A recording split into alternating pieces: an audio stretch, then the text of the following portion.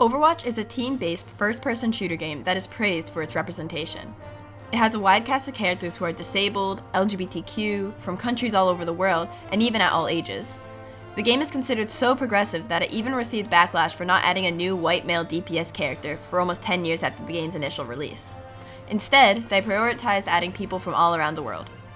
These all sound like the makings of a very progressive and positively represented cast, hoping to encapsulate anyone from all ages and nationalities who want to see themselves within the game. Or does it? There is one group of people that are long neglected within the game's cast, and that is women not in their 20s. Since the game's launch in 2016, they've added very few women older than 30. But don't worry, they're adding plenty of women, since they've managed to add more than 5 below that age in just the past 3-ish years. The last man they added was Emery, who was 44 and came out 2 months ago, and the last time they added a woman above 40 was like 4 years ago. Time and time again, Blizzard, Overwatch's parent company, prioritizes producing more and more young and conventionally attractive women to boost the game's sales with lots of cosmetics, rather than exploring the complexities of women at all ages like they do with the male characters they create. The game is teaching its female audience that they become useless after 30, whereas males only gets better when aged. When the game launched, there were 8 male characters over the age of 35. Soldier 76, Torbjorn, Hanzo and his brother Genji, Cassidy, Roadhog, Reaper, and the oldest, Reinhardt, at 61. Yet, there was only one woman, Mercy, who at the time was 37. Now, 10 years later, there are 13 male characters above that threshold, and yet for some reason, there are only 5 women in this age range. Only 2 of them are above 50, one being Ana, who was added only a few weeks after the game's initial release. The company doesn't have any problem with adding older characters, and if all the cast was within what would be deemed as a stereotypical military age, then it might make sense for the age disparity to be less. But, for me at least, the problem comes in when you create tons of unique male characters from all ages and backgrounds, yet you can't give the same decency to the female cast. Throughout Overwatch 1, which ran from 2016 to 2022, they did add a few characters which showed that the game was capable of adding these unique female characters, with the addition of Ashe and Moira, who sat at 39 and 48 respectively. And characters in this range make sense for the game's story.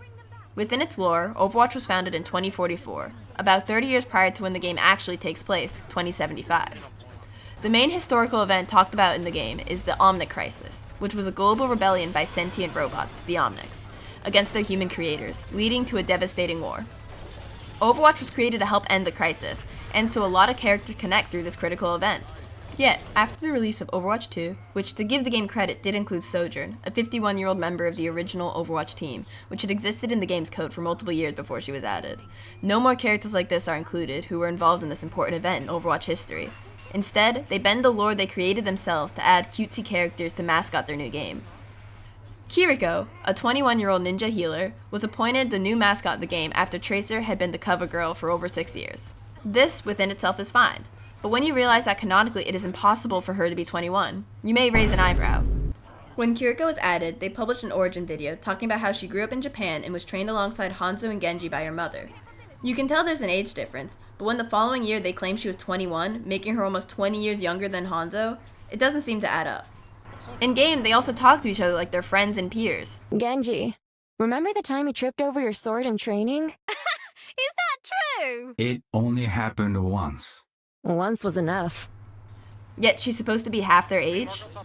If one photo isn't enough, here's another from a video posted by the official Overwatch page a month after her addition. You're telling me he's supposed to be in his 20s here? It's almost like the game wanted their new mascot to be younger and perkier, with their motives coming to light when you also consider she has more legendary skins than multiple of the characters from the initial launch 10 years ago. You also have to now pay real money instead of the in-game earned currency for these skins, with each costing $20 apiece. Their blatant support of the Gooner community that circles Overwatch shows where their priorities lie. Denying such a large and integral part of the population, which the company has no qualms about restricting for the male cast, teaches these young women who play the game that they have an expiration date. It reinforces a harmful, narrow standard of beauty and value within the gaming community, and when the characters are older, the game creates myriads of reasons as to why they can't look a day over 25. There's only one character in this game who actually shows real signs of aging, and that's Ana, who I mentioned earlier. Every other character has some excuses to not show any sort of wrinkles, like Sojourn using cybernetic enhancement, which also happened to completely smooth her skin, with the only signal to her age being her white hair. Or Mei, who was cryogenically frozen for 10 years so she still looks 20. Or Widowmaker, who, after being kidnapped and subjected to extensive brainwashing and experimenting, had her heart rate slow to the point where her skin turned blue. Oh, and she can't age normally. Even when they don't make an excuse, the characters can't have smile lines, crow's feet, or any aging for that matter unless they're a man, in which they have no issue showing their true age. Wrinkles are a very normal part of life, and if they aren't going to embrace that diversity in their female character designs, it feels like a missed opportunity to show that women can be powerful and beautiful at any age as well. Overwatch 2 issues with ageism only get worse as the game goes on, with character after character being added proving the game's biases. It gets a little creepier when you see that throughout Overwatch 2's course, they added 7 characters below 30, with only 2 being male and none in their teens, unlike Alari and Juno, who are 18 and 19 respectively. Overwatch, due to the genders' ages represented in the game, has an undeniable skew towards barely legal women compared to the overwhelmingly older male characters added to the roster. With the new additions, they struggle to even develop unique faces for the onslaughts of young adult women they push out. A video went viral on Twitter and TikTok of the new character, Onron's face, which was released alongside 4 other characters with Overwatch's second reboot in February of this year. In Photoshop, they removed her hair and replaced it with multiple different characters' headgears, showing how the same face syndrome has taken over the female cast of the game.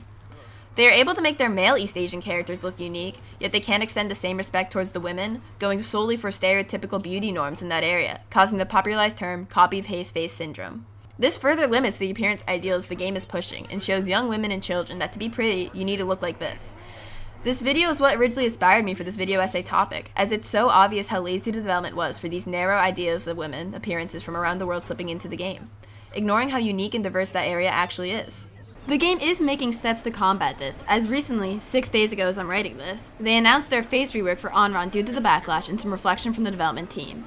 Her original model didn't show the rugged and courageous older sister we saw in her introduction trailer, and Blizzard realized this and agreed. The company has also done a good job at having positive representation in other areas, like Venture, their non-binary character. But when the beauty standards being forced are predominantly young, slim, and conventional, it feels like a squandered chance to truly showcase diverse aging and ferocity in the female roster, relying on a same-face syndrome and a fear of growing old.